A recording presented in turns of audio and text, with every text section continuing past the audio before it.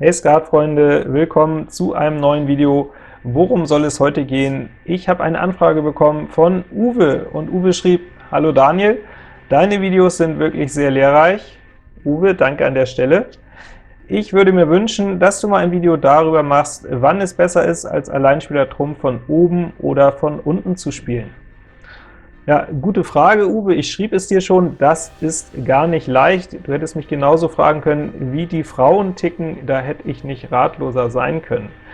Also diese Frage hier nach Trumpf von oben oder unten, das ist ja fast eine epische, eine philosophische. Also aus meiner Erfahrung, ihr braucht ein bisschen das Fingerspitzengefühl, einfach zu erkennen, was ist die größte oder die ärgste Drohung für euer Spiel, wo kann am ehesten der Gegenwind herkommen, und wie könnt ihr dem dann am besten begegnen.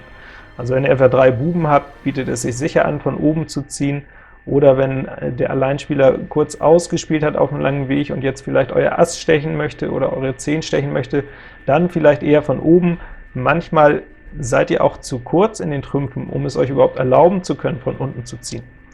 Trumpf von unten wiederum ist dann eher so die fortgeschrittenen oder Profi-Variante, mit der ihr euch leichter gegen ungünstige Trumpfverteilungen verteidigen könnt, mit dem ihr vielleicht auch den Steuermann Kreuz Buben nochmal in der Hinterhand behaltet, um im Endspiel ein volles zu nageln. Also diese Frage, sie ist wirklich nicht leicht zu beantworten, und auch fortgeschrittene Spieler und Profis scheitern, sage ich mal, relativ regelmäßig oder stellen zumindest hinterher fest, Mensch, in dem Fall wäre es doch wieder besser gewesen, ich hätte es eben genau andersrum gemacht. So, lange Rede, kurzer Sinn. Es ist nicht leicht, trotzdem habe ich jetzt mal eine ganz konkrete Situation rausgesucht, auch mit einer ganz konkreten Handlungsempfehlung, und die schauen wir uns jetzt an.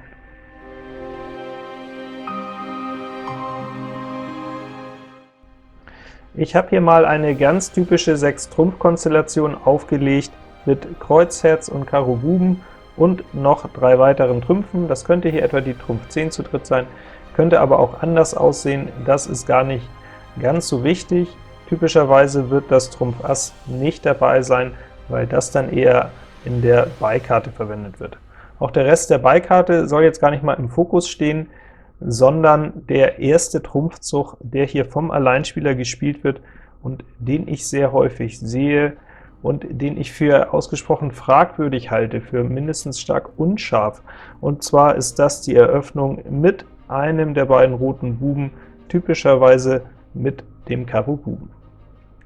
Denke mal, wenn ihr es nicht selber schon mal gespielt habt, mindestens habt ihr es schon gesehen bei anderen Skatspielern, und der Sinn hinter diesem Manöver ist natürlich, die Gegner ein bisschen anzuschmieren, aufs Glatteis zu führen. Die Hoffnung ist, mit dem Karo Buben am Stich zu bleiben, weil der Spieler in Mittelhand vielleicht, wenn der den Pik Buben hat, noch nicht auf den Karo Buben rauf geht, in der Hoffnung, dass sein Partner in Hinterhand wiederum noch über den Karo Buben rüber kann. Wenn das Manöver also gelingt, wenn der Stich mit dem Karo Buben gemacht wird, dann wird danach mit dem Kreuz Buben fortgesetzt, und gegen eine gleichmäßige Trumpfverteilung, gegen Trumpf 3 zu 2, wird sofort mindestens das Trumpf Ass erobert, im besten Fall sogar der Pik Bube, und dann wird eben gar kein Stich im Trumpf abgegeben, und der Alleinspieler freut sich dann in aller Regel diebisch, dass dieses kleine Manöver eben geglückt ist und dass er die Mitspieler so ein bisschen an der Nase herumführen konnte.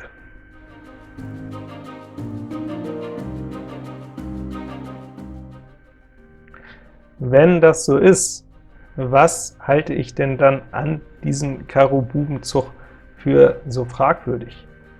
Nun, die Erklärung ist einigermaßen einfach. Ihr setzt damit aus meiner Sicht absolut die falschen Prioritäten. Denn gegen eine Trumpf 3 zu 2, also die Normalverteilung, solltet ihr das Spiel ja sowieso gewinnen. So stark wie ihr in den Buben seid, das sollte der Rest der Beikarte abkönnen, um bei einer gleichmäßigen Trumpfverteilung das Spiel zu gewinnen.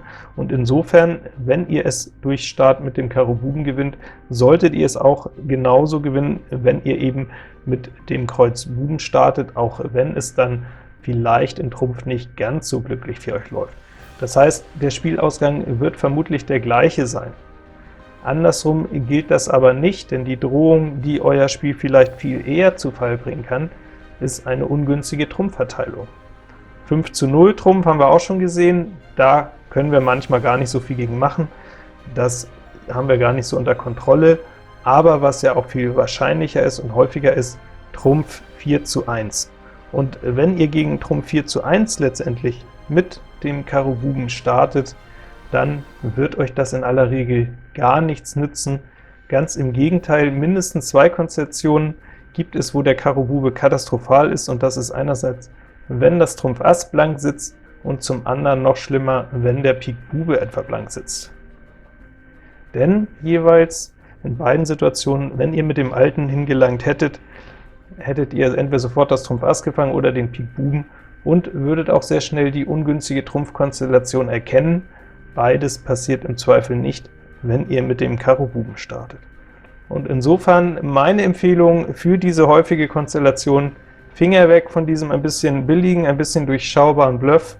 Ich kenne keine Topspieler, die hier mit einem roten Buben starten, sondern diese Konstellation sollte einfach immer mit dem Kreuz Buben eröffnet werden.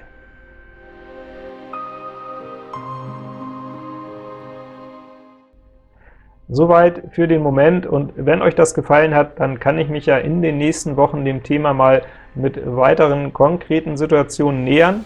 Vergesst dann aber jetzt nicht, den Kanal zu abonnieren und die erhobenen Daumen rauszureißen, dann wird es auch weitere Videos geben, und bis dahin wünsche ich euch gut Blatt.